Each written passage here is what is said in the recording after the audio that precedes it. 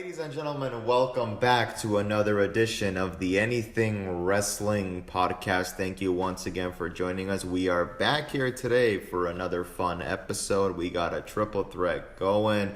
However, this will soon turn into a one-on-one match. It's more of a special referee match. Yeah, good point.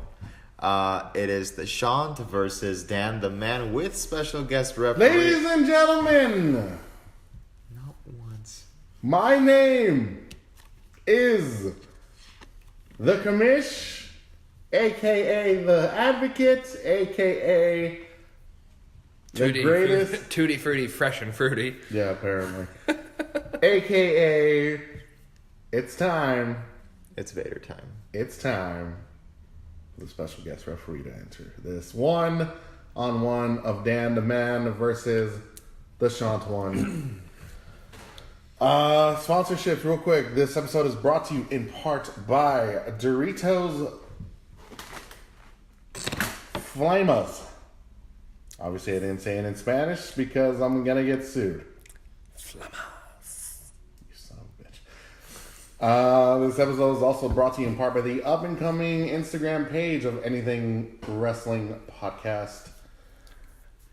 It's in the works. Hit that follow button, hit that like, subscribe, and you know all that good stuff. Are you sponsoring anything, Dan?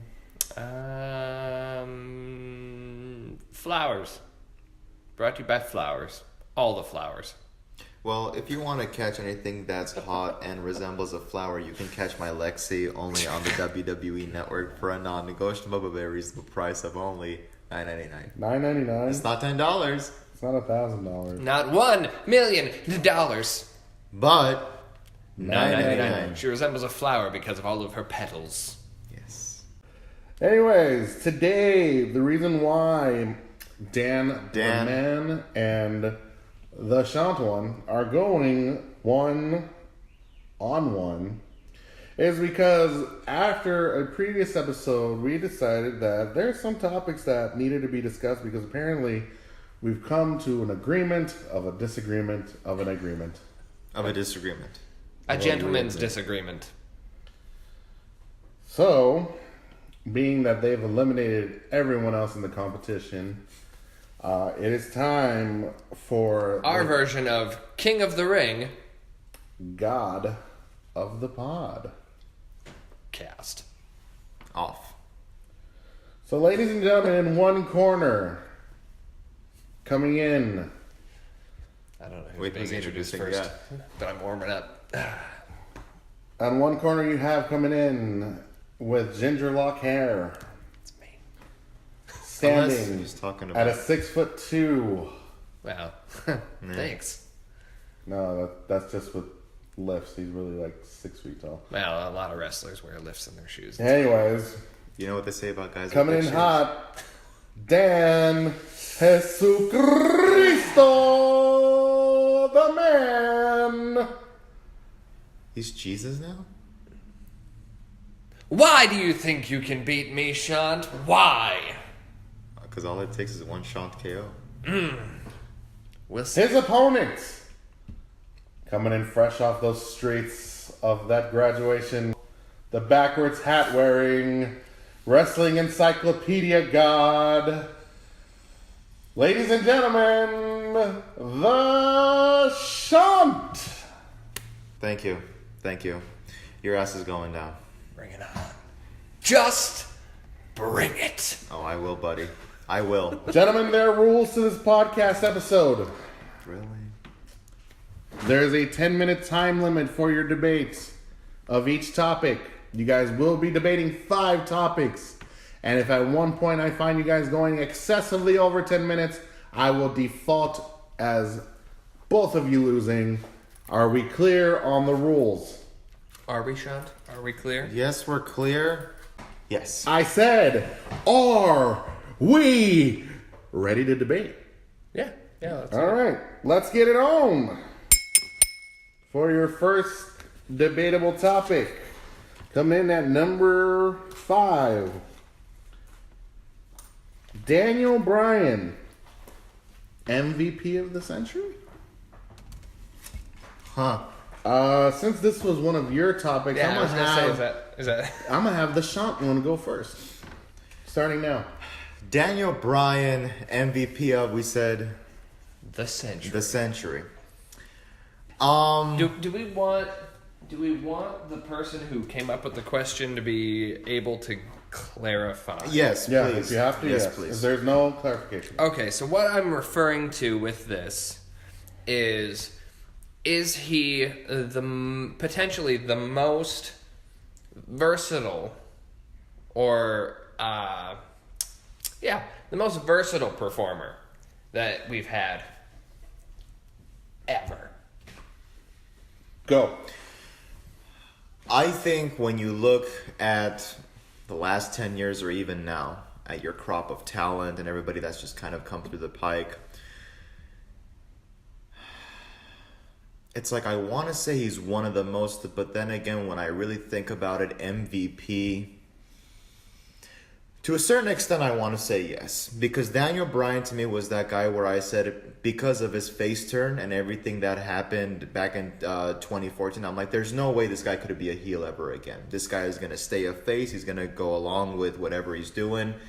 And then not only does he come back, he comes back and he turns and he makes his whole gimmick work.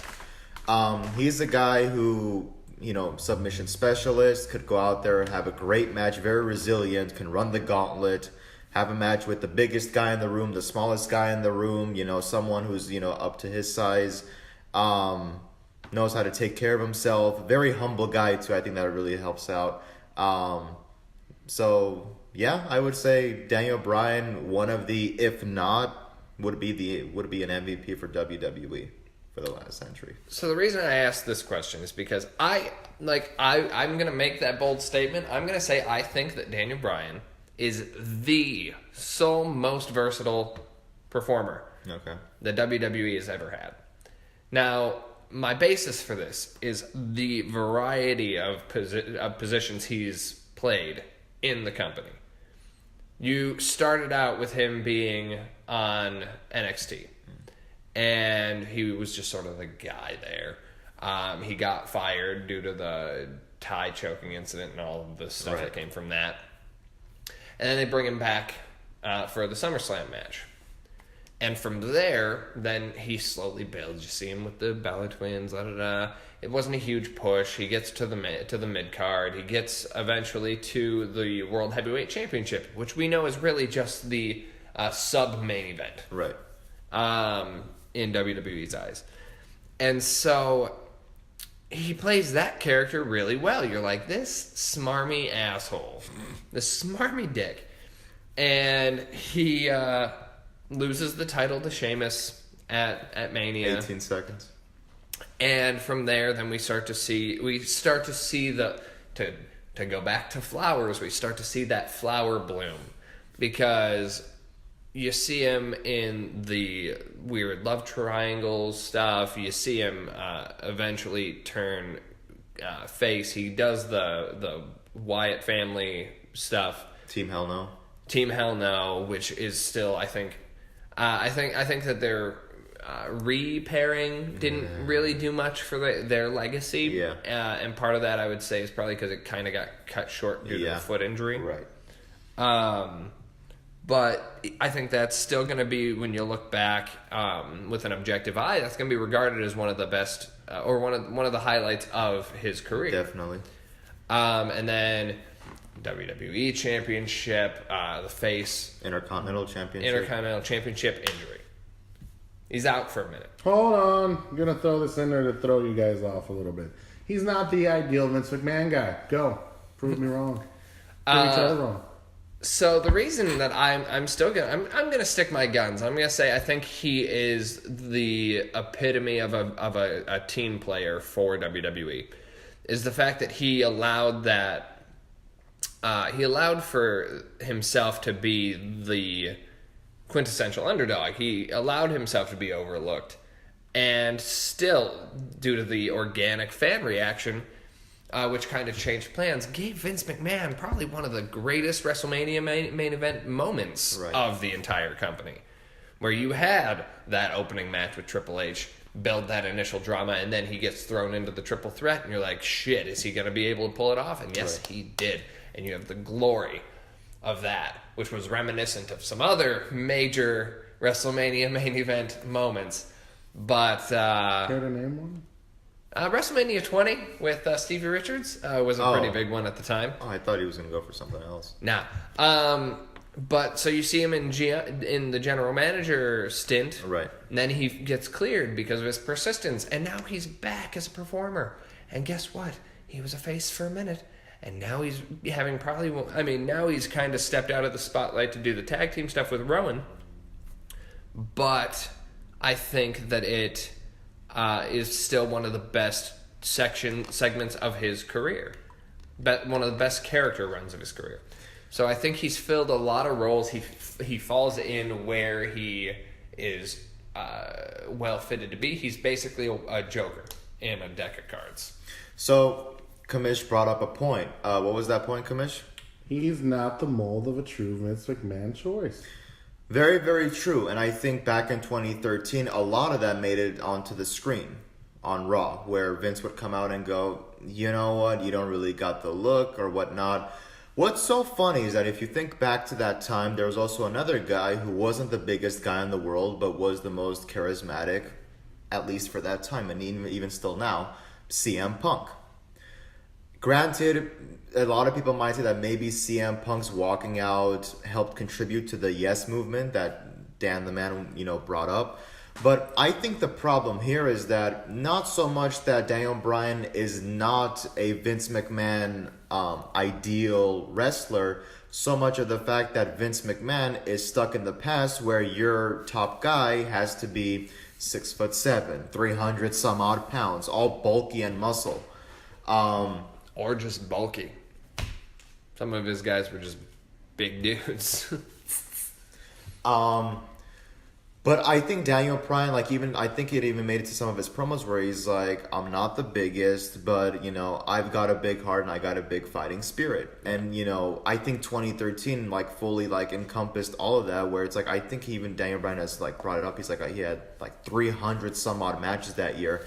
But I can remember every time this guy was on the card, it was the one match that you would look forward to. Yeah. When a pay-per-view was going on, you were looking forward to the Daniel Bryan match of that time.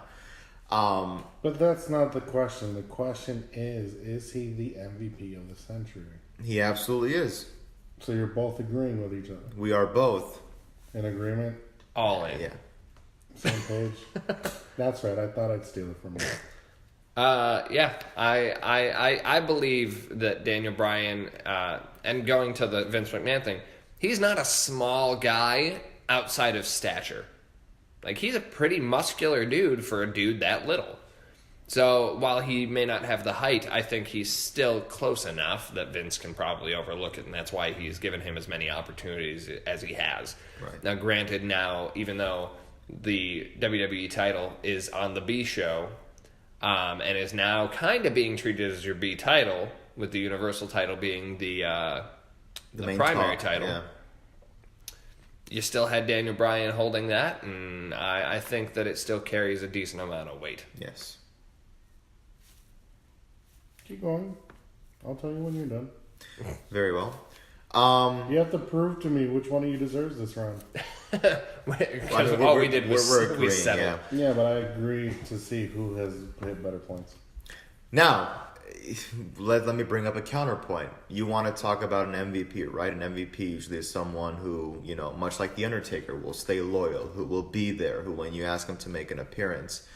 Daniel Bryan, we were discussing it in the previous episode, has made a decision to not appear on certain pay-per-views that are outside of the U.S. Mm-hmm. Yeah. And so, not saying that just because he decides to no-show because he's concerned for his safety, but do you think that interferes with being an MVP of, no, I'm not going to work that pay-per-view, or I'm not going to attend, as opposed to, you know what, I'll just have to suck it up? I don't, and here's why. Because the other name you brought up, The Undertaker, has missed WrestleManias. Due to what reasons?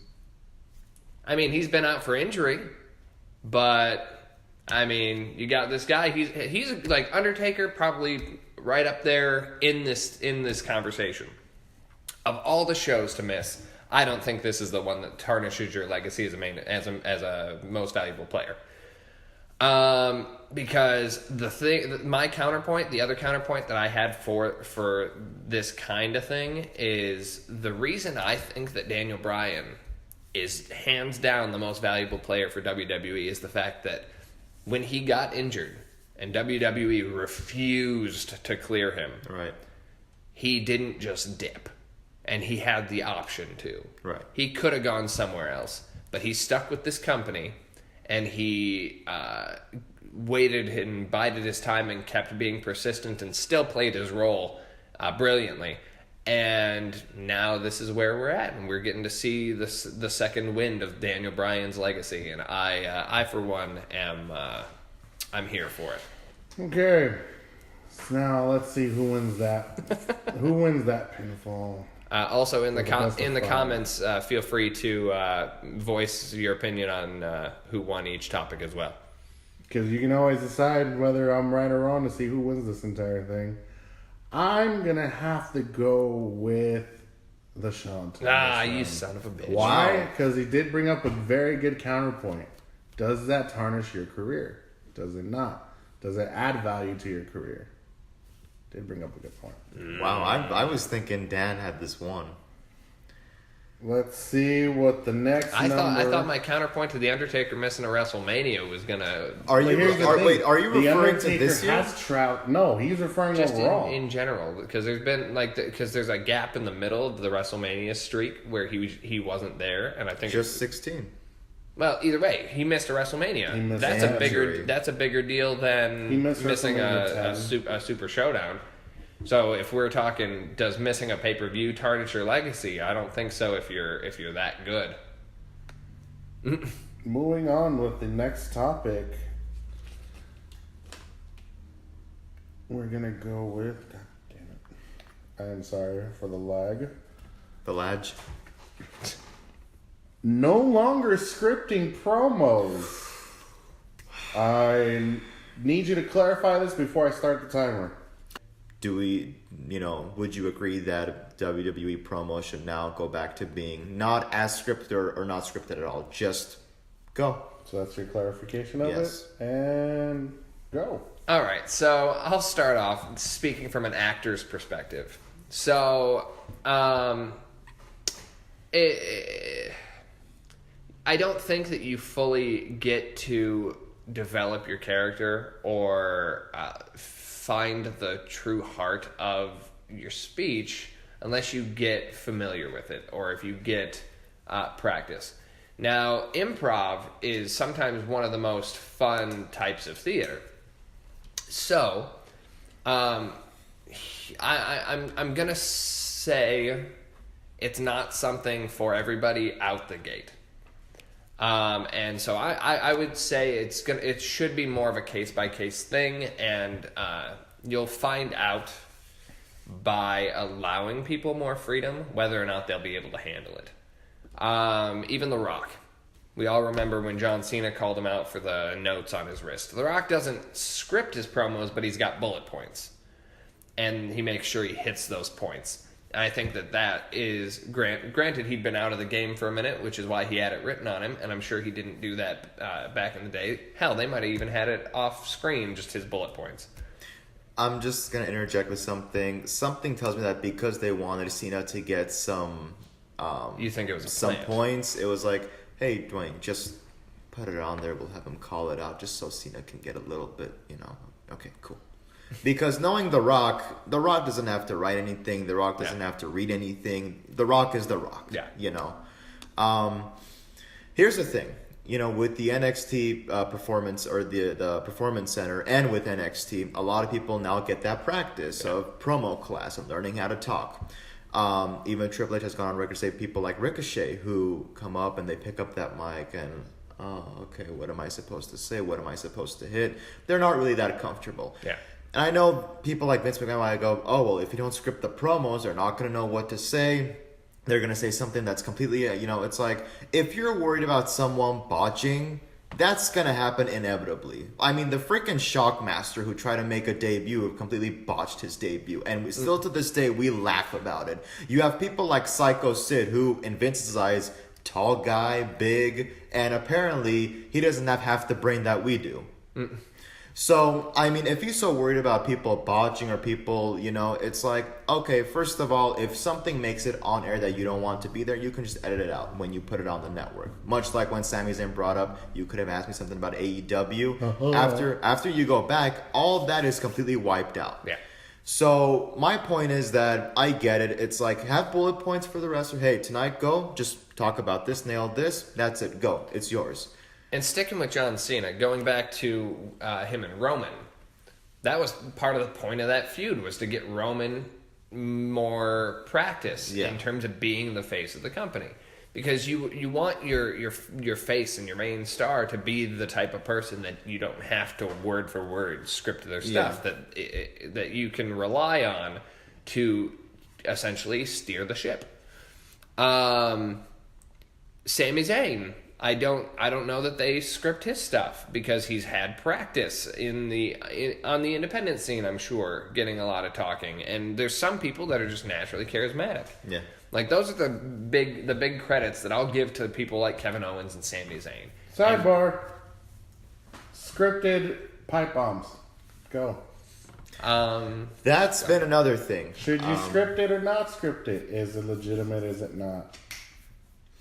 I think the one thing that we need to bring up is the CM Punk pipe bomb, because to this day people go, no, it's 100% real. No, it's 100% scripted. Oh, it's maybe 50-50. Maybe it's a little bit scripted. It's a little bit reality.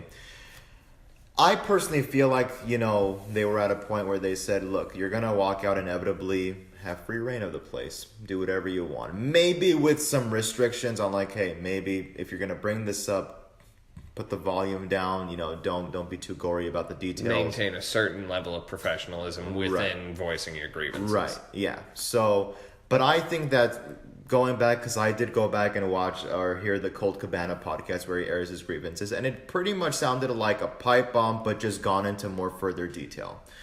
You can go back to the Joey Styles promo that he cut, where I think a guy coming from ECW, that's probably how he really felt. And it was like, look, we got to get you off screen. You want to go out with a bang? Here you go.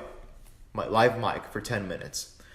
Could it be all scripted? Maybe. But if you can script it and make it sound like that, and make it that groundbreaking, why can't we have that on a daily basis? Script their promos, but don't put stuff like suffering succotash and say, go out there, Roman, and say that. Yeah. But on the flip side, people like Lacey Evans, her delivery's okay. The substance feels brought forced. this up, yeah. She just, I don't know how comfortable she really is with her promos. And so I would hazard to say hers are probably scripted. At least still right now. Even though she's at the top with these other two who can probably more often than not just go out there and kind of wing it or be given those bullet points. I feel like more often than not they're probably given, these are the 3 things you've got to hit. Make sure you talk about them. And then they might talk to the other person and be like, let's go out there, I'll talk, you talk, da da da da. Just like planning a match. But for me, I think that's kind of the thing. Ricochet's a good example. There's certain people that I feel you can look at and you can go, this person could probably go out there and cut an interesting promo without too much guidance. Aleister Black, Bray Wyatt, Randy, John, Roman's getting there. Seth, Triple H. Did I say Randy? Randy, I think was the first one I said. But those guys. And there's a reason that they're at the top of their respective cards. Like Aleister, I know, is now kind of mid-card here, but he was near the top of the card in NXT. Right. And I like that NXT kind of gives you that ability to get that freedom. Velveteen Dream and Tyler Breeze. Velveteen Dream is another one. Both really good promo cutters. I like Tyler Breeze. Unique characters, too. Yeah. Should Tyler Breeze ever be Universal Champion? Probably not. Probably not. I don't know that overall he brings enough to the table for that. Could he be an NXT champion? 100%. Could he be a United States champion or IC champion? 100%. Could he be WWE champion right now? Sure. You've got this culture of smaller dudes. But he's a great promo cutter. I love Tyler Breeze. And granted, I have some exposure to him from Up, Down, Down. But him and Xavier, great chemistry. If you put those two in a ring cutting promos together, I don't think you'd have to script a damn word of that thing. But I think that's also the thing, is there's certain people who in pairs have great chemistry that then they can just naturally kind of talk to each other and make it feel good. Right. I don't know that people like Lacey have that with Becky and Charlotte right now. Well, I know that, to touch on Lacey for a second, I know you said how you're not exactly fond of how she has like one, tone, one tune, one rhythm. And if you're going off of character development, I would think that you can have her kind of start off like very subtle early in her career, and then somewhere down the line where she finally gets sick and tired of being, Little Miss Nice Lady, that's when she can kind of bring that out and go, okay, I tried, but now like I'm gonna teach you nasty's a lesson type of thing. Because I think Becky Lynch, another example, someone who I want to think that when she started off, once again, scripting of promos, this and that, happy-go-lucky, but then when she evolved into the man, it was like, oh, that's different. And again, I think that can be one thing that we can maybe script is don't beat a dead horse with the gimmick. Yeah. I've talked about this before. Don't come out and go, I'm going to beat you. Why? Because I'm the man. No one disrespects the man. But yeah, it's like, and I think that's what I'm trying to get to is give them bullet points like, hey, like talk about this, tune this down, bring this up, but not verbatim. You're going to say this, and that. Oh, say that line too and say that. It's like you're not giving them any personality at all. And it's a process. It's a process of growth. Yeah. Like I don't think I know there's some people who should probably never be completely off book. Like they should always have bullet points. Yeah. Just because I don't know that they can handle going out there and winging it. I think people like Triple H, who's been doing this for, I think he said 20 years, in the promo with Randy Orton or Randy or John, they've been doing it long enough. Yeah. To where they've gotten used to it. But I guess in summary, they should probably start off scripted for basically anybody, and then you can give them that freedom where you kind of take off the reins and let them run free. Unfortunately for you, Shant, this figure 4 leg lock of promo work made you tap in submission. So Dan wins that round. Beautiful. You might have gotten the first fall, but I'm coming for you. Hey, we still got a third round, okay? Oh, trust me, he's coming for you. Blank. Not gonna fill in the blank there because Booker T did that. Made him ass out of himself. And still regrets and that's to this day. why you don't let certain people go off script. Next topic. Holla, if you hear me. Raw goes back to a 2-hour show. Explain yourself before we start.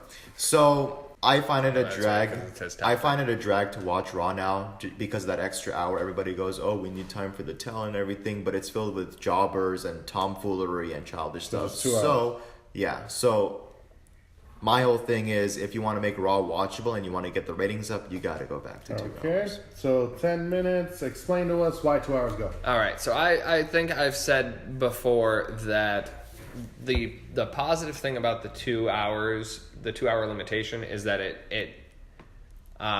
it's kind of like, I'm just going to keep using film analogies. It's like editing a script, because if you have a 3 hour movie, people are going to be like, there's a lot of filler in here that I don't need to be invested in. Right. Like, you could have cut that out. And I think it's the same thing with a 2 hour wrestling program, unless you've got good story builders.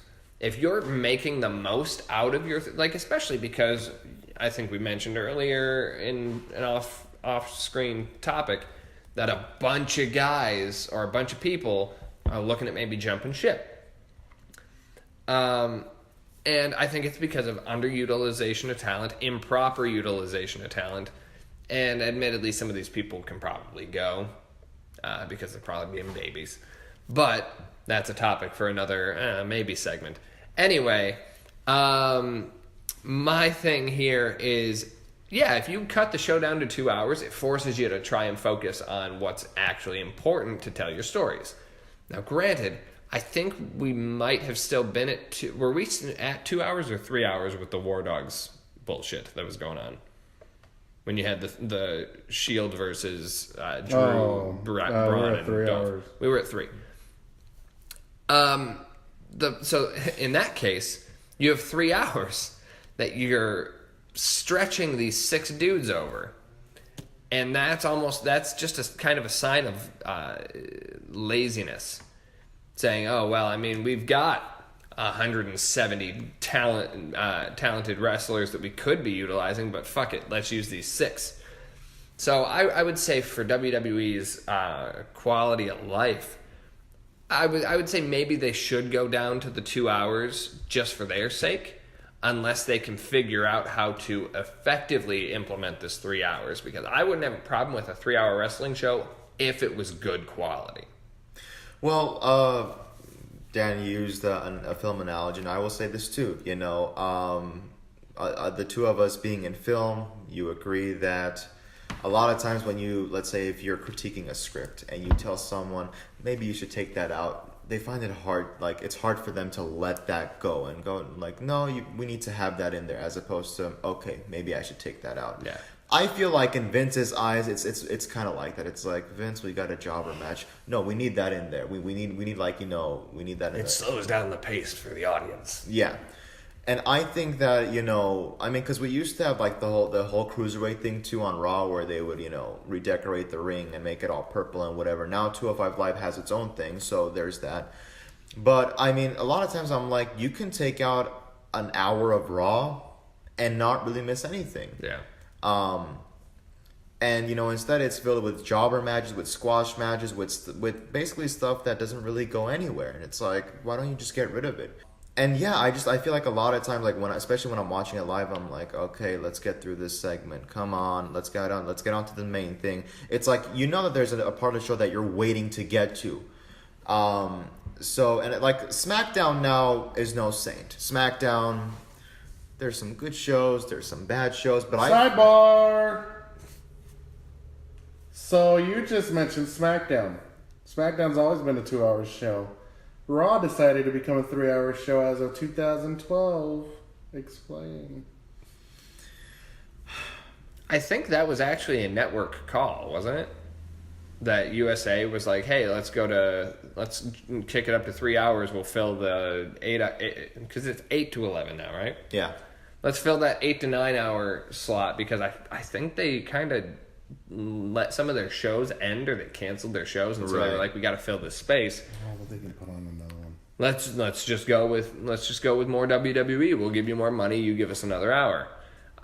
So I think it was actually a network call, not so much a WWE call initially. Yeah, but the problem now is that in 2019, when you look at the ratings, yeah. I'm sorry, that's not really helping your case. Which is what I was going to bring up. SmackDown has always been a 2-hour show, and right now SmackDown is no saint. It's not it's not the most entertaining thing. But I always found that SmackDown was more watchable than Raw, at least for now. Yeah. Because I'm like, okay, it's 2 hours.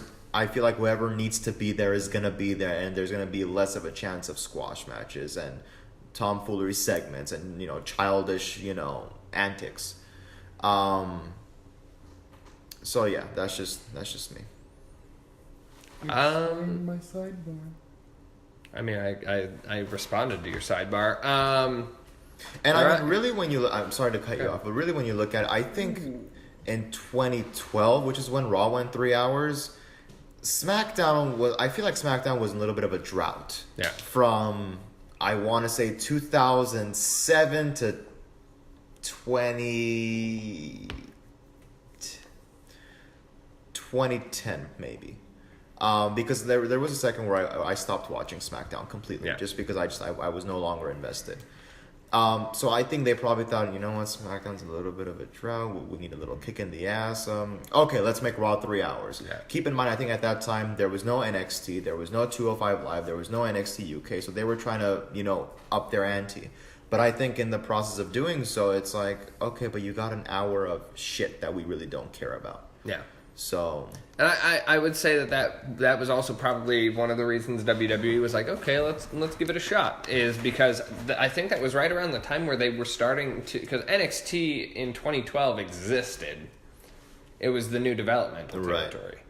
And that's where we got the Shield right around that time coming to prominence. And so I think it was, well, if we kick up to a third hour, that'll give us more room in which to focus on this new batch of talent that we're building up down there.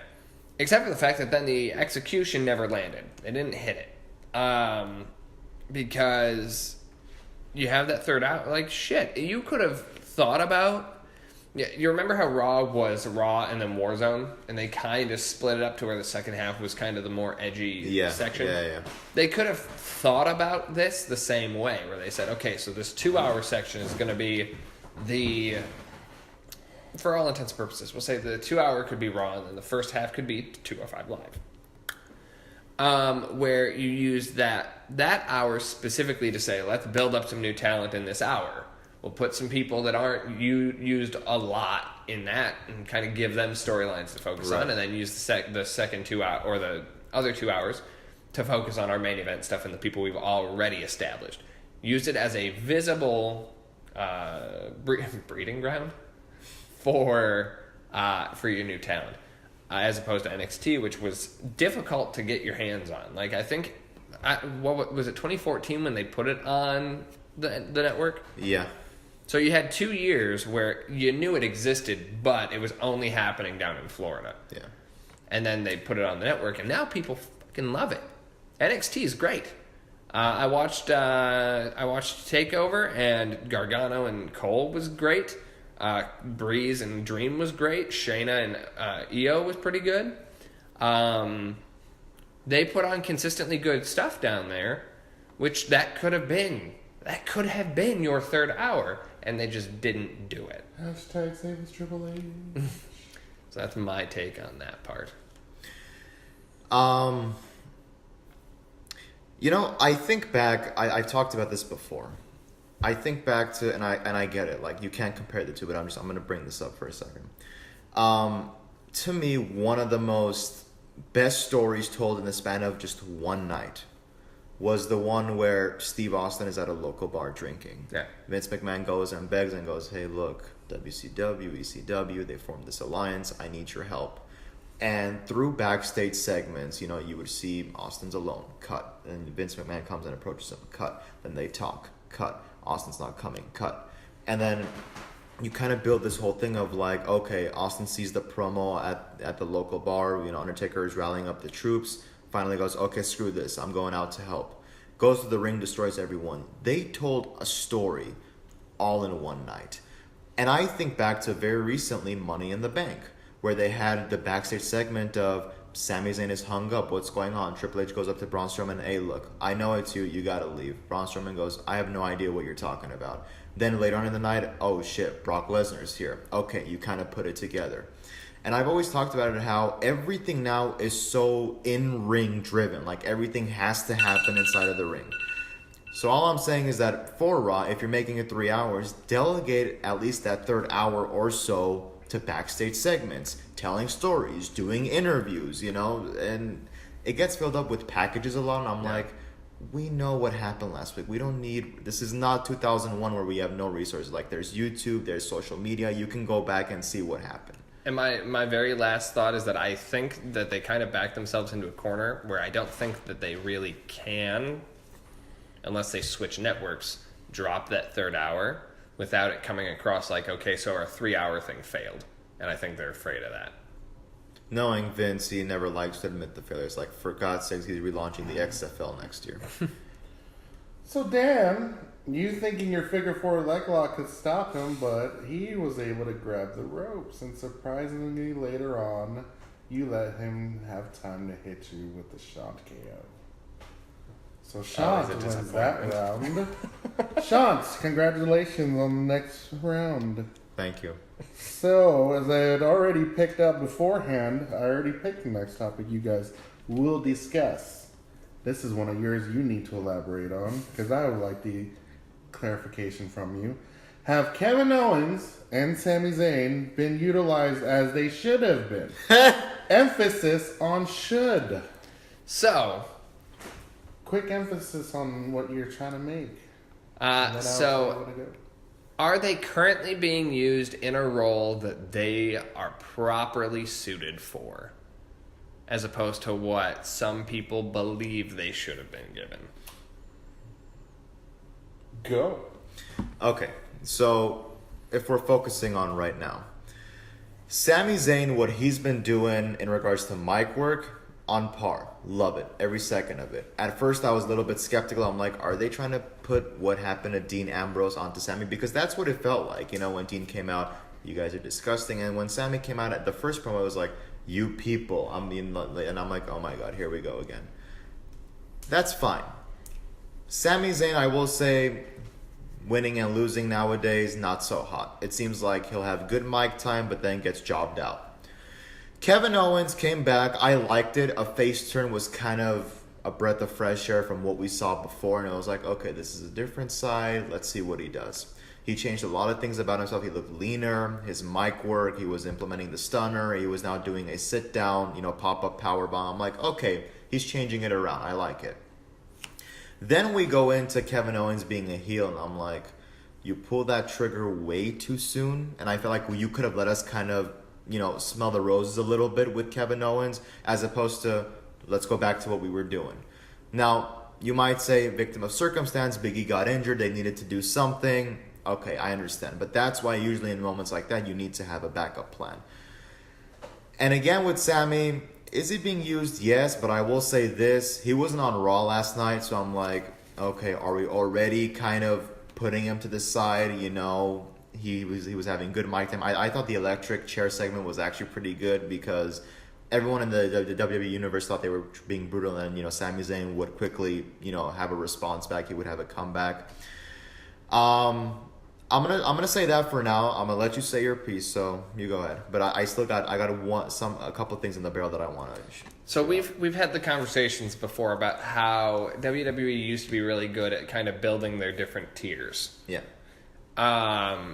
And the more I watch them and the more exposure I get to Sami and Kevin is they kind of fall into victims of Vince McMahon's circumstance for me. And that's just that I look at both of them and I go, I don't know that you two are really main event guys. And I know that they were big dudes on the indie circuit, and they're both really good, but what I believe, which is where the question came from, is that I think this is where they should both be. They should be your upper mid-card heels that can really drive a story well. Because I agree. I think Sami's stuff has been really good right now. I don't think Sami's one of the guys that should ever hold the Universal title. I think he's a great candidate for your IC title. Sidebar, since you just mentioned that title, it was rumored that before he got injured, Sami Zayn was supposed to get a push to main event status. I just don't think that he's suited for that. And I think, as a talker, he's really good for it. As far as his build goes, he's one of those guys that kind of falls into main event purgatory. But I think that the mid-card, which we've talked about suffering for a very, very long time, benefits more from having him there. I think the IC title has more value on Sami's waist than the Universal title, or than Sami does having the Universal title. Why are you shaking your head? Okay, so I told you I had a couple in the barrel that I was going to fire, and I'm surprised you brought that up. So I will say this. You want to talk about Sami Zayn not being well suited for a Universal Championship or a main title championship? Better suited for a mid-card title. Okay, you got to explain that. I just did in the last thing. I don't think that the Universal title has as much value on Sami as the IC title does on Sammy, because I think Sammy's really nice. Like, he's a really well-built mid-card star in the mesh of everything WWE has. Because specifically on Raw, like, if he's going to be on Raw, he would be a great face of your mid-card. If he's going to be on SmackDown, you could throw him into the main event where Kofi and Dolph and Kevin and those guys are. And I think Kevin is currently fitting into a really nice role where he's at, but I'd actually say that's where he belongs. We talked about how the WWE title is kind of like a little lower than the Universal title in terms of where it is. You could bump Sammy over there. That's where I think they belong. Is if you rank it like Universal, WWE, IC. Those two fit right in there with those two. I would rather see Sammy with the IC than the United States title.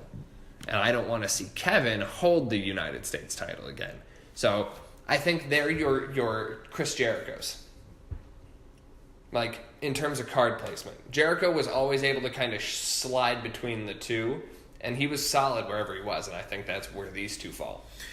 Okay, let me bring this up, because I think, correct me if I'm wrong, but I feel like it's been the Vince McMahon effect of why you feel the way you feel. Think about it like this. Sami Zayn and Kevin Owens. First it was Kevin Owens. Kevin Owens comes over from NXT to the main roster. Kevin Owens has this great run in NXT. Wins championships, has great matches with Finn Balor and, Sami Zayn, Neville, everybody who was there at the time. Comes over to the main roster and has actually, I don't want to say feuded, but had a great first one or two matches with John Cena. Actually pinned John Cena in the middle of the ring, which was unheard of at the time. This is when Cena would never put anybody over. After that is where I felt like, okay, Kevin Owens kind of lost some stock because once again, Cena makes another guy tap out, and then Kevin Owens kind of tumbled here and there, in the card. Sami Zayn, once again, NXT prospect, won the NXT championships, had great matches, very well rounded, comes to the main roster. Inevitably picks up where he left off with Kevin Owens, which was great. So both of these guys, they move forward into, I believe it was Battleground of 2016, had, I think, maybe match of the year. Great match. Now, the problem is that instead of moving these two forward from there, splitting them off and moving them forward, it was kind of like they're separate for a second, but then they kind of come back and they interject. Oh, Kevin Owens versus Sami Zayn on Raw, a throwaway match. And we've had a couple of those throughout the history of WWE, where you've got two guys who are constantly intertwined in each other's lives, and I don't have a problem with those two being like that. But that's a good story. But if it's right, when it's right. Yeah. And I feel like what really makes them lose stock is just really, really bad booking. Yeah. Where it's Sammy's there, then he's not there, then Kevin Owens is there, and then that friendship that they formed on SmackDown where Kevin Owens and Sami Zayn went against Shane McMahon and Daniel Bryan. I'm like, I don't buy into this because you did a good job of building them up as they're hating each other, but then all of a sudden, they're back to liking each other again. I don't buy that. And see, that's what takes the credibility away from the superstar, is when they're not having good promos, when they're not having good storylines, when they're not being utilized, you're like, okay, I don't really have much stock in you anymore. They kind of become Dolph Ziggler, where it's like, you want to cheer for them, but you lost again. Oh, you're going to get a push, but you lost again. So you lose that stock, they lose that credibility.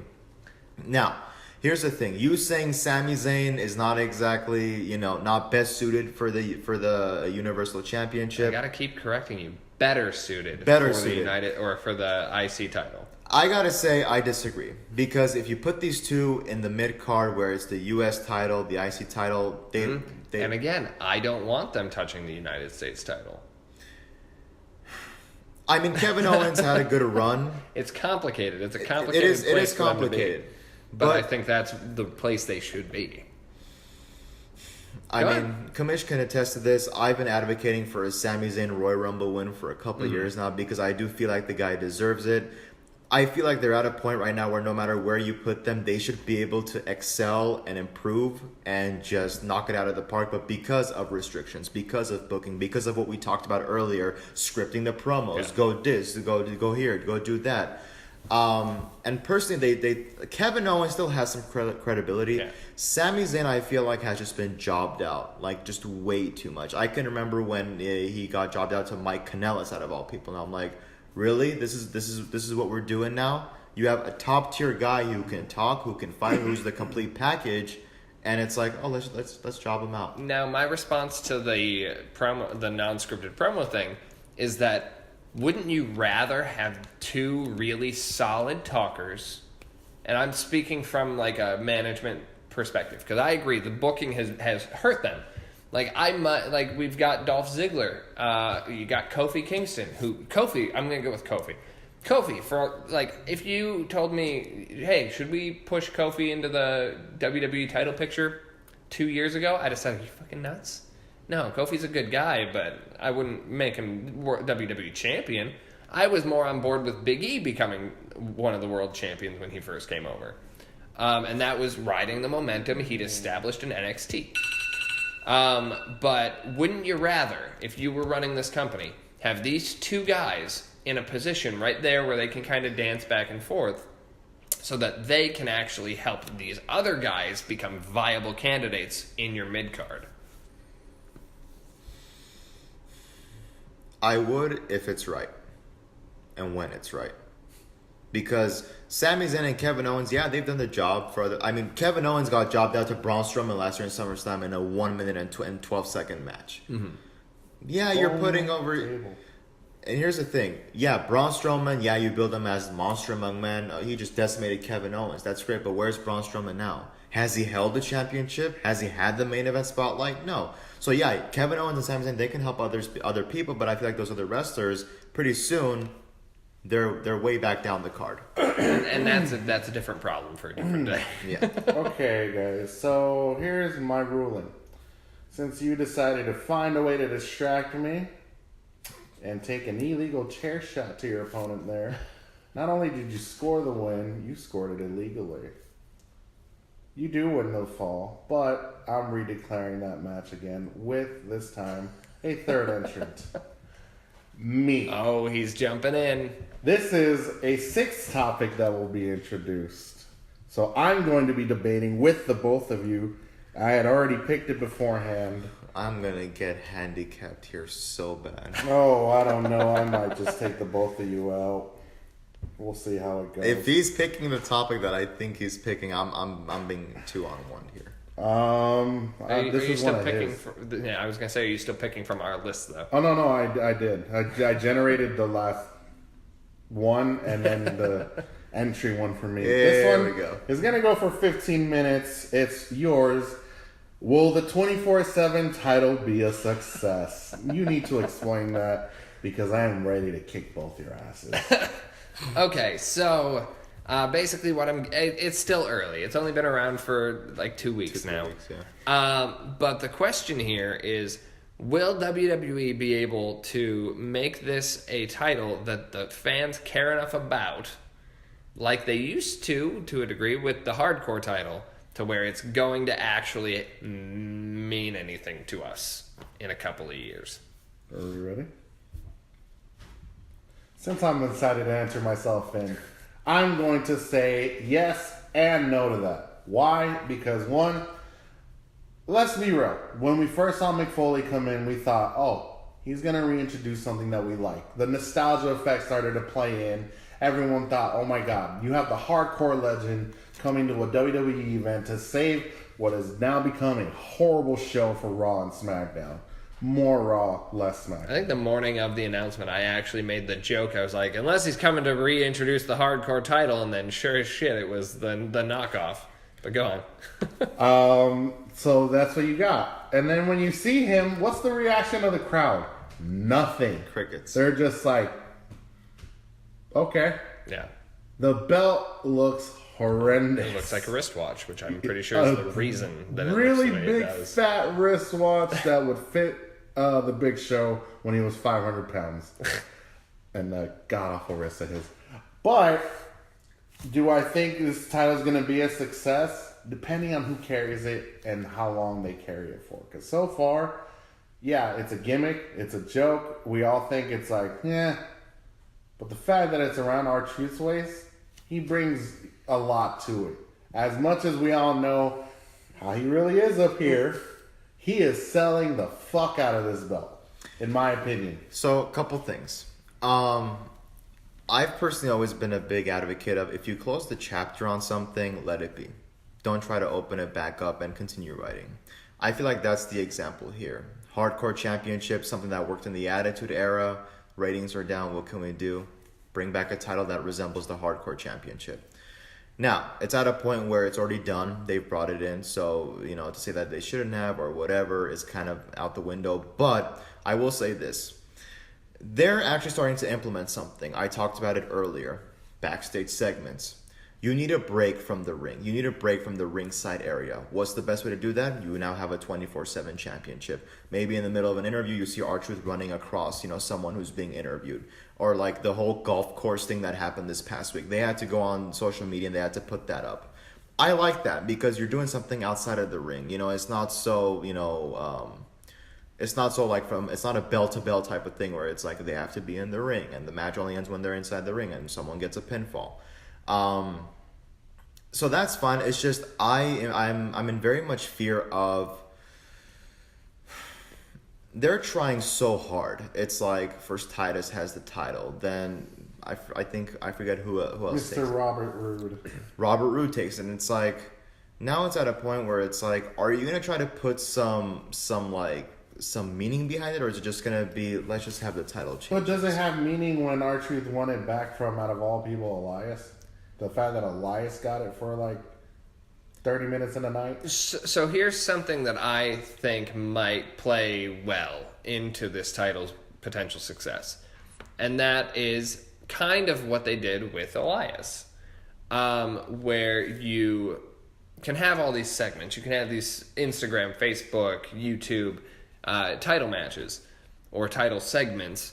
But then you have a couple of key moments along this thing's timeline where somebody wins the belt who is a serious competitor, serious threat, and you have a program around it where then two people are like, well, this is mine now. And then you can go back into sort of the gimmicky stuff. But I think if you kind of stop every once in a while, kind of slow it down, and then go back into it, I think that'll keep it interesting. So this is what you're trying to essentially do with it, because that reminds me of exactly what I just thought of with my point. You thought of every gimmick that had that hardcore belt back in the day in the Attitude Era until it went around the Undertaker's waist. And that's where you're like, oh crap, this is someone who will really not relinquish it so easily. Yeah. And you really have to go medieval on his ass to get it back. Yeah. That's what you want. So you're trying to bring the nostalgia factor back into it.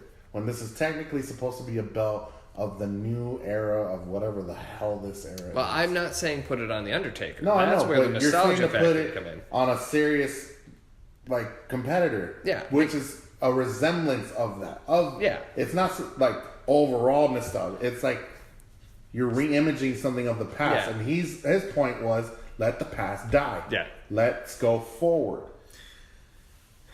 Am I not right? No, you're right. To go off of that, one person that I feel like you can, because this person has always had comedy intertwined in his stop, start, push, Braun Strowman. Oh, God. Have Braun Strowman get the, and I mean, because Braun Strowman is notorious for this. He's always backstage flipping cars over, flipping tables over, just wreaking havoc. Stealing a piece of cake. You can have him become the most reckless 24/7 champion, where all these guys, and we've seen him Braun in those situations where 4 or 5 guys try to attack him, and he just, Yeah, you kind of flip the table from where, no pun intended, from where R-Truth is right now, where he's running from the threat. Where he's Crash. Yeah, where instead you've got Braun, who's like, bring it on, you sons of bitches. And I would even... It's like, if R-Truth hits the stone wall to hit, I just screwed up. Yeah. And I would give Braun, give him an extensive push. Let him ride that wave. Let him be a heel. Let him be destructive wherever he goes. No one can stop this guy. And then that's when if someone beats Braun Strowman, it's like, oh, okay, now, so that kind of gives it some prestige. Here's the thing. As much as you do that, and let's say you give the belt prestige, hell, let's say you give it a goddamn makeover because that belt needs it. Who does he submit that belt to, and does he submit it willingly in a way where he gets his ass kicked, or it's a goddamn gimmick? Because as soon as The Undertaker lost that belt, yeah, he went into a fitted rage, But he went back into focus mode to, I'm supposed to be a main eventer, not a mid-carder. Are you talking about Braun Strowman, where Yes. he should go back, or where the title should Because go? at that point, Where he should drop the title, I think. because at that point, has Braun developed enough credibility for himself to be that serious of a 24/7 champion where it's like, all right, in our eyes, you've proven yourself worthy again to go for the Universal Championship or to go for the WWE Championship belt? That's my question. And I think if he done right, he loses it to someone worthy or someone gimmicky. Hell, he can lose it to R-Truth. The same person he won it off of. And you make that joke back to that belt to what it was. I think that's the way it can work. Yeah. Just because, again, you do have a destructive monster who can kick everybody's ass if we're being realistic. Honestly, it's like you build Braun up. I wouldn't mind if this title, because every single title now is like, it's honorary, it's prestigious. You could have the one title where it's sometimes serious and sometimes a little bit gimmicky. Yeah, going off what I was saying, where occasionally you have an actual program built around the title, I wouldn't have a problem if once in a while you see those programs play out, and then right after that match happens, somebody sneaky, like an R-Truth or somebody, comes in, steals a pin, and now suddenly the title leaves with neither of the guys who were just fighting over it. Yeah. And then that's what kind of kickstarts it back into having that levity that I think is the point of this, is to sort of this, oh, look, it's the 24/7 title, ha ha ha ha ha. Oh, but now Braun Strowman has it, la da da. Oh, but look, it's back on Drake Maverick. Did he even win it yet? Nope. No. Okay, so let me throw this out there. Let's say, because I like where they're going so far with R-Truth and Carmella being everywhere, whether it's Raw, SmackDown. Yes, it kind of throws the wild card rule out, like I mentioned off air, because you have more than 4 participants running around for this really ridiculous belt. Yeah. My thing with it, and that I would like to see, is more segments, which goes back to one of your guys' topics that you're talking about, as far as Raw being a 2-hour show. If I could bring that up real quick, is I would keep it a 3-hour show if we involved 8 to 9 o'clock being all about that belt. Why? Because if you want this to be a success, you don't have, like you said, don't have them in the ring. Don't have them ringside. Hell, don't even have them backstage. You can have them somewhere else, like, they're at dinner or they're enjoying their night off, and like R-Truth finally feels like, God, I'm getting a break, and all of a sudden, why is that guy wearing a Foot Locker? Oh, that's not a Foot Locker guy. That's a ref. Oh, crap. Have a referee in like a hoodie one time, and he quickly unzips and throws it off. I just thought I would of something. like that. Yeah. That's why I would think that would be the successful portion of this belt. I think that now more than ever we have colorful characters in wrestling more than ever. And there's one As guy. opposed to the 80s and 90s. Well, I mean, yeah, point taken. And I think one guy as of recent who's had a kind of serious, but once again kind of comedic, depending on how this plays out, Bray Wyatt. Yeah. I think if Bray, well, hear me out for a second. Let's just say for half a second, Bray Wyatt, he embraces the darkness, he becomes 24/7 champion. And then he goes, if you want this title, come to my compound. And you can build an entire story around that. Superstar's going around the compound. Where is he? You can even have traps or whatever. Everyone's looking for And Bray it's Wyatt. like the hardcore battle royal. Yeah, essentially. It's like, while Crash always spend the times in, theme parks and restaurants and restrooms and whatever, Bray Wyatt's in his compound. You want that title? Come and get it.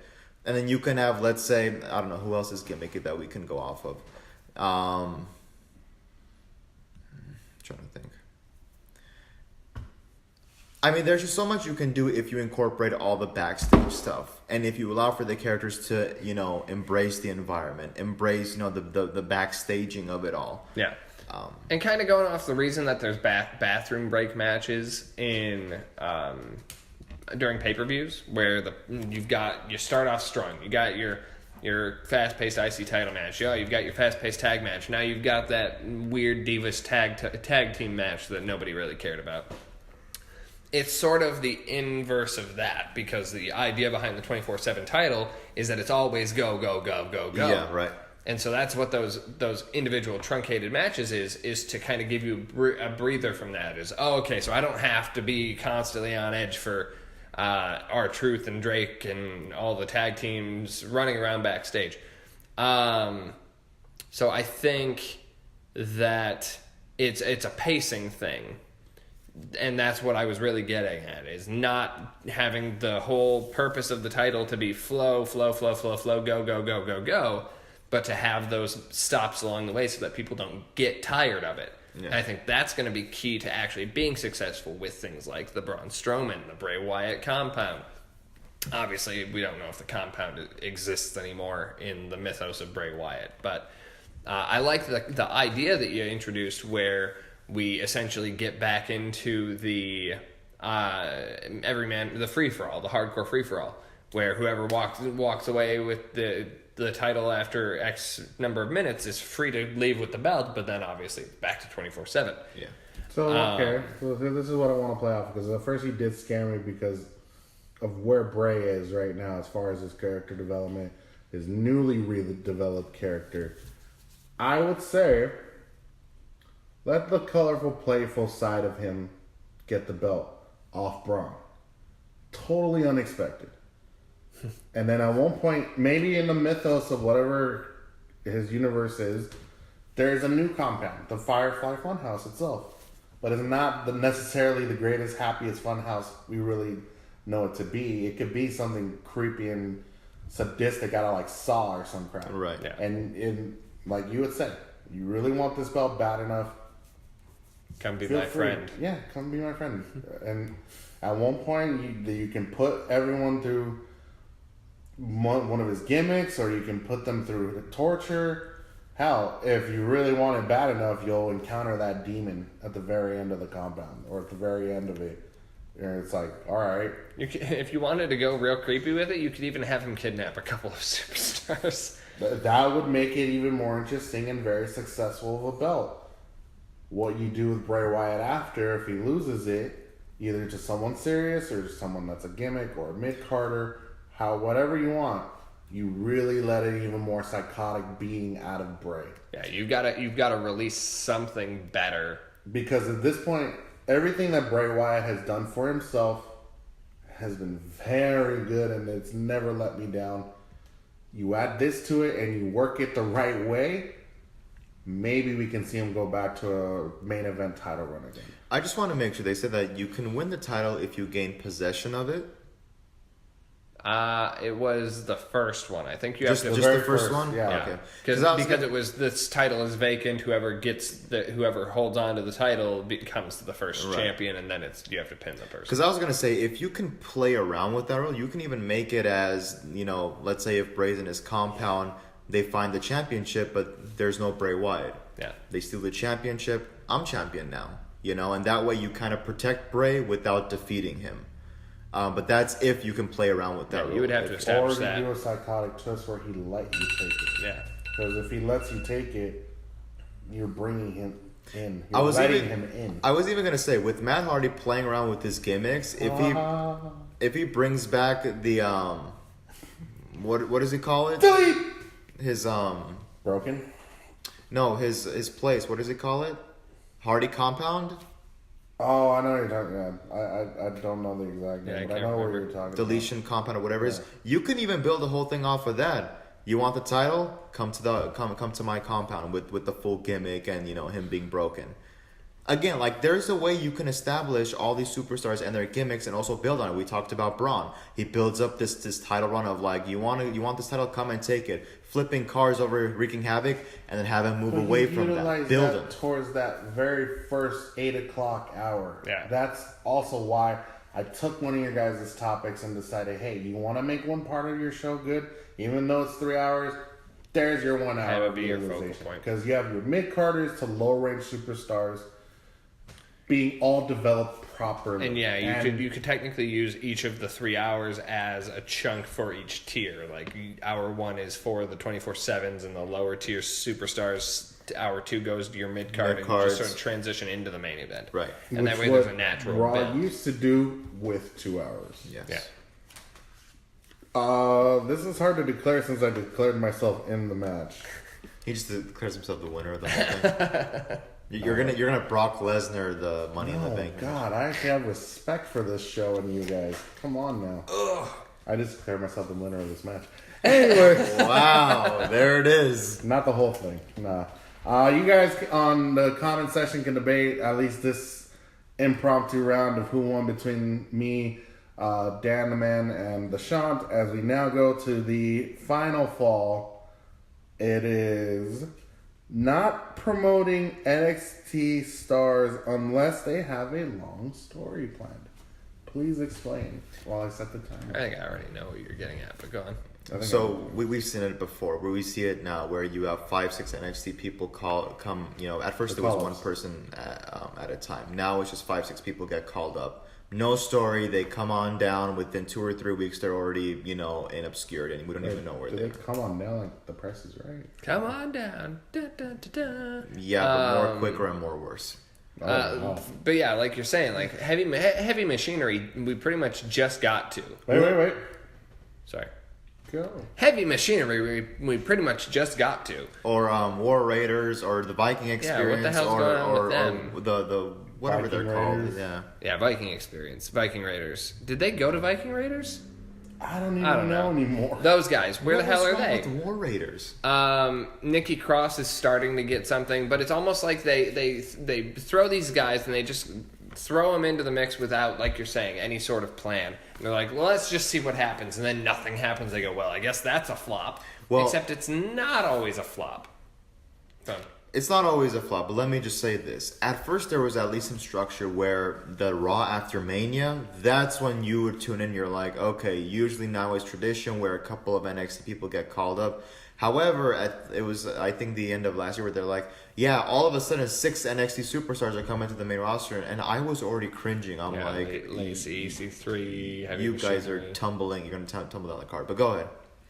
But You said you disagreed because something. I don't even know if I said I disagreed. I think that is the problem, is that they especially this time, it was like grabbing a handful of spaghetti and throwing it at the wall to see what stuck.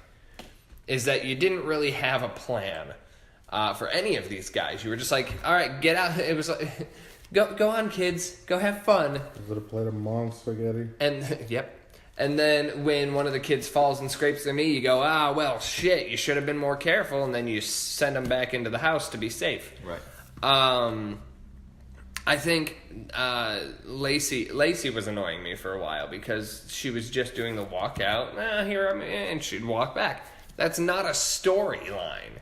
That didn't move anything forward. The first thing she did that moved her forward was her interaction with Becky. I think they were trying to buy time, which is what WWE is kind of notorious for. But then to your point, don't fucking do it. Unless you have until something you planned. go, all right. So who are we interested in? Like, this should be the conversation in the room. Is who are we interested in? How about Lacey Evans? All right, cool. What do we want to do with Lacey Evans? Well, what if we spend a couple of weeks, 2-3 weeks? We just have her kind of come out during Divas matches, make herself known. Be an bro. Start having her cut a couple of promos, put her in a couple of matches, and then we have her interfere in Becky's match, and then she and Becky start a feud. All right, cool. What from there? All right, so then we have her and Becky feud for 2 months. She ultimately wins the title at the second or third pay-per-view after they start facing. Maybe they have a rematch after that, but now Lacey's your champion. And Becky can move on to try and elevate somebody else. Right. So now you've got Lacey. Shit, let's put her against Bayley. Things like that. If you don't draft out, I think for each of these superstars, they should probably plan minimum 6 months down the line. Definitely. Minimum, if not a full year, so that you say, this is where we want these people to go. Sidebar. Drew McIntyre, the perfect example of a superstar who used to be on the main roster, left, got put back in NXT.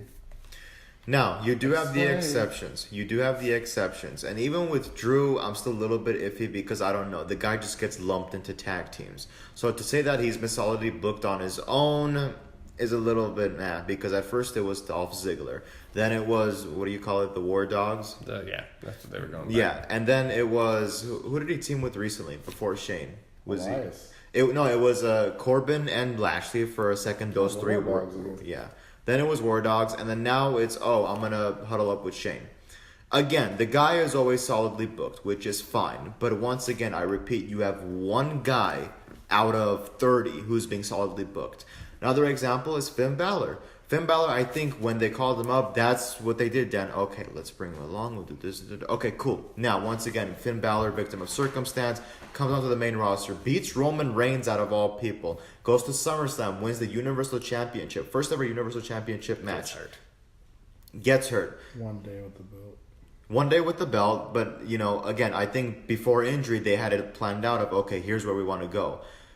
And that's, I think, what sucks too, is that once someone gets injured, while it could also be a good thing because it gives them time to go away, recharge their batteries, it's also proven that if you kind of get injured when you're in the middle of a push... Well, we can't trust this guy. Story It's a stigma. But this was he had spent a bunch of time down in NXT. I don't think he got hurt down there. He takes one bad turnbuckle powerbomb, which we know is a dangerous move because it's entirely on Seth in that case. And again, no offense to Seth. He's, as far as we really know, he's only hurt 2 guys, but they've been good injuries. Like, he ended Sting's career and he... What was it? Was it a dislocated shoulder that needed... I think so. He pushed him onto the announce table. I think that did something, and then the buckle bomb kind of... Yeah. But God bless Finn. Tough dude. But no, I agree. WWE quits on their plans really easily. Even when... I feel like nowadays when there's no injuries, they have something good. I mean, Sasha and Bailey. Yeah. Bailey kind of turned heel, and we're like, oh shit, we're going to get it. Oh, never mind. Oh, but Sasha's heel now. Nope. Okay.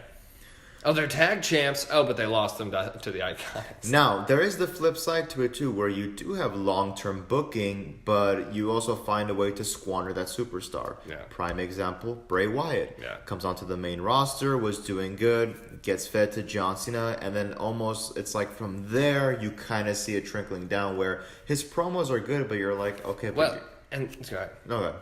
I was gonna say, and I think that's part of this planning out thing. Is I almost feel like they might even draft out this year plan, but then they don't plan ahead for when it's over, and so then they blindside themselves. So like with Bray, it might have been like, all right, and then we'll ultimately get him to face John Cena. Okay, what happens? Well, John wins because it's John. Okay, what happens after that? What happens after that? We got nothing. Oh shit. I don't know. He just kind of floats around for a while till we figure it out. So I feel like that's kind of the way that they tend to float with these guys. Like Finn had a natural story built in from if you had storyline ready after in preparation for the Universal title run, you had a natural story for when he fucking came back too. Because you say, okay, Finn never lost the title. He got hurt. Now he wants the title back. All right, so once we get the title back on him, we can reinitiate all these stories. And let me interject for a second. Finn Balor eventually gets his rematch, but it wasn't immediately when he came back. It was literally last year Yeah, it was after several Roman months won. later, and he lost. And he lost. That would have been a great, no offense to Roman, but I know it was against Roman after Roman beat Brock, right? Immediately, yeah. That would have been a great way to push Finn right back to where he was. The funny thing is, Finn comes out and goes, I never got my rematch. And I'm like, why did you wait two and a half years after you initially won the title? Not that this is Finn's fault, but I feel like this was booking of Two-minute warning? Why are we waiting 2 years, Dan? Why? Why are you waiting for 2 years? So it's like they have mistiming as well, where it's like you could have done that way before when he came back. Yeah, and specifically in this one, I think they also backed themselves into a corner because they put all their eggs into the Brock Lesnar basket. Or Roman Reigns basket. Or the Roman Reigns basket. The Brock and Roman basket. Yeah. And also, you had him get jobbed out to Kane. Not that Kane is, insignificant, but Finn Balor goes from winning Universal Championship to losing to Kane under 8 minutes. Yeah. And it's like, okay, well, you just, much like with Bray Wyatt, you squandered that as well. Yeah. So what was the topic again? Not bringing NXT call-ups unless you have a long-term story. Yeah, plan. so I would agree. I think that their game plan going forward should be planned minimum 6 months ahead of time so that you know exactly what you're doing before you even announce this person is coming to the new roster. Yeah. And then you need to plan before that 6 months is over for the follow-up. If you're not doing that, you're setting these people up for failure and you're setting your company up for failure. Agreed. How much time we got? I'm not supposed to tell you, keep going. Beautiful. You got any more thoughts? I do, yeah. Now, let's, for a second, the flip side. You have two-thirds of the Shield, Yeah. who for years now have been on the main roster. Mm-hmm. Fair push.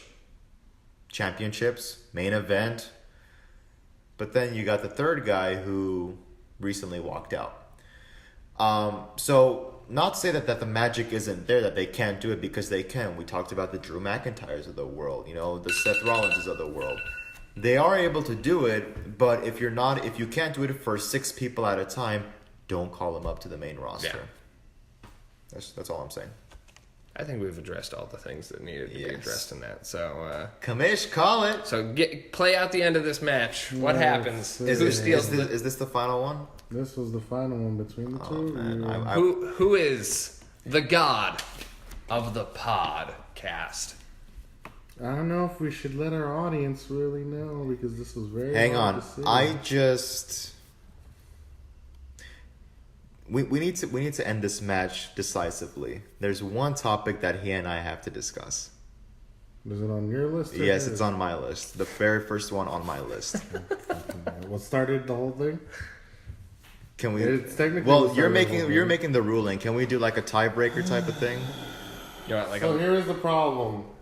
I wanted to leave this up in the air, and you cut the episode when I announce the winner is, and then cut for the audience to figure out who really won.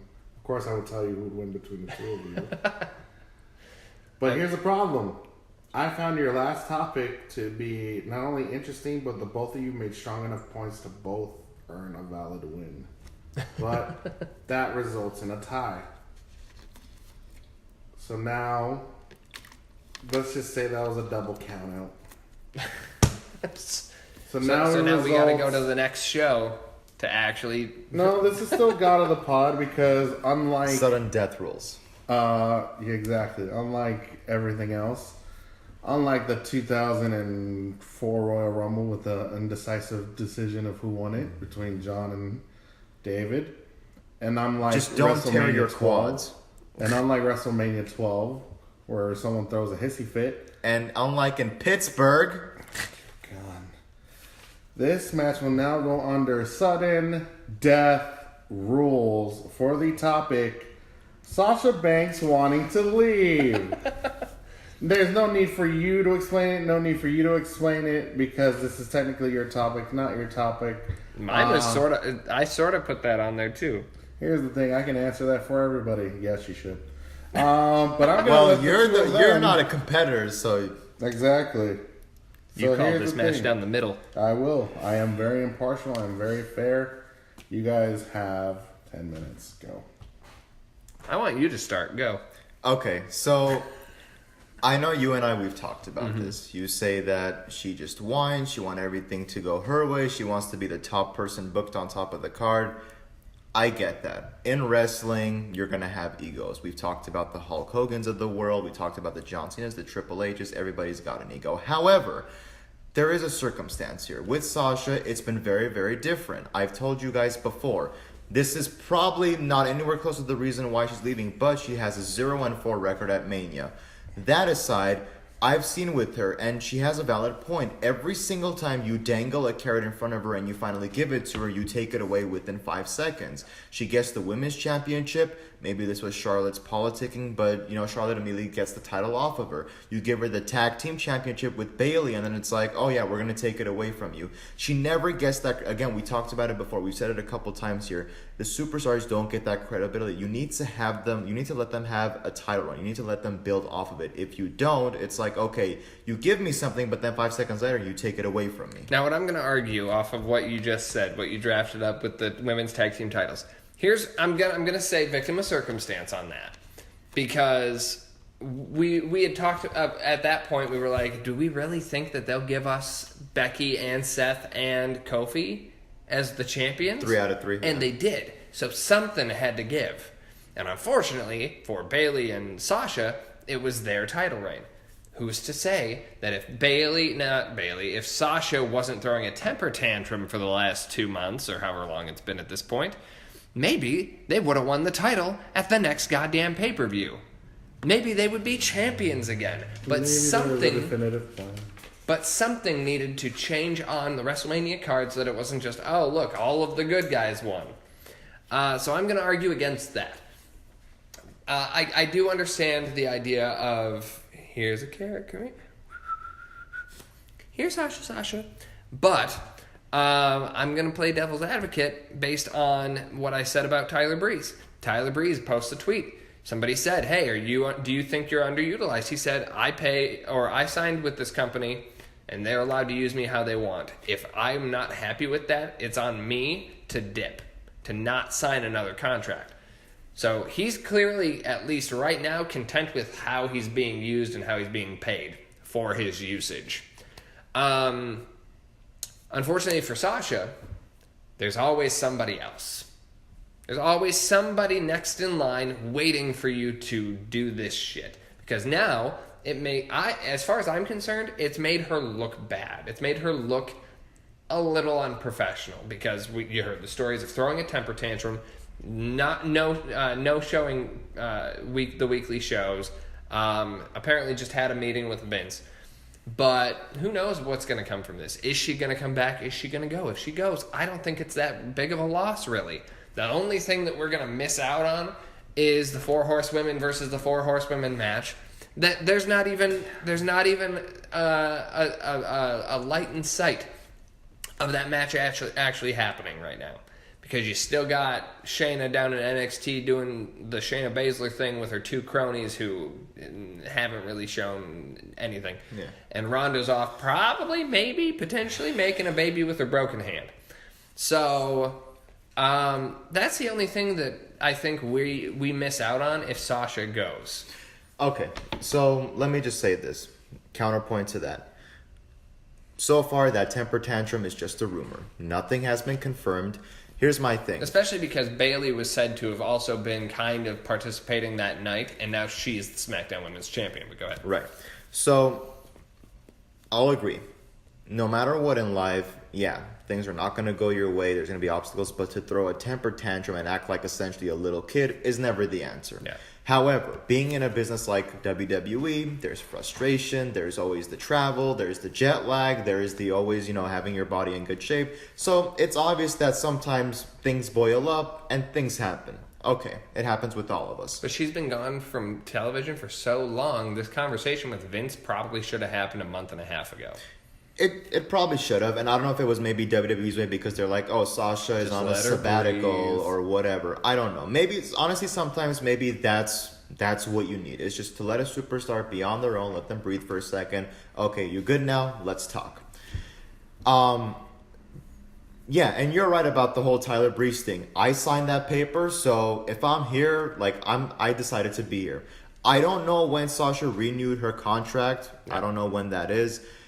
But once again, Sasha was always kind of pushed as being one of the main stars for the women's division.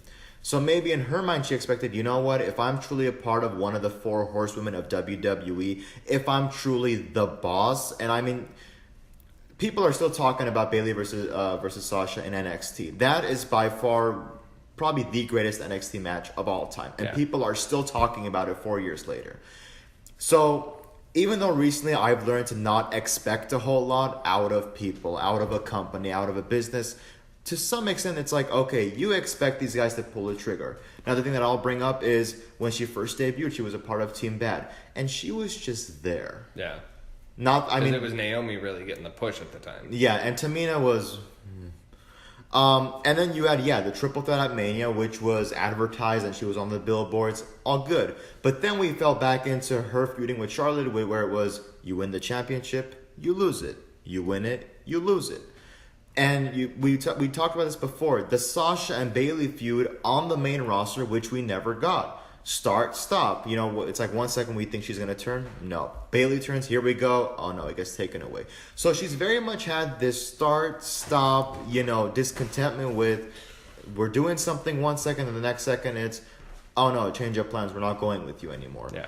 Not that every single person needs to be pushed to the moon because you can't, obviously, but I always feel like Sasha Banks was a great asset to the company. Yeah. Because if you look at it, on the main roster, it was kind of annoying because we talked about this earlier. Scripted, heavily scripted, so everything was, I'm going to beat you because I'm the boss and this and that. So that kind of discredits her. Yeah. But in NXT, when she was a full-blown heel, non-scripted, her promos were really good.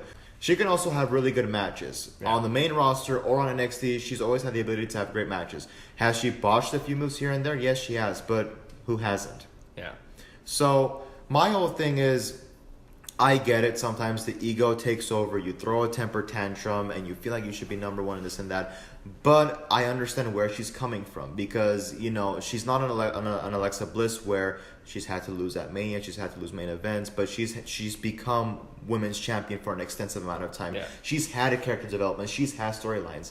Sasha has been dipped into that. She gets dipped in, then she gets taken out. She gets dipped into this, then she gets taken out. Yeah.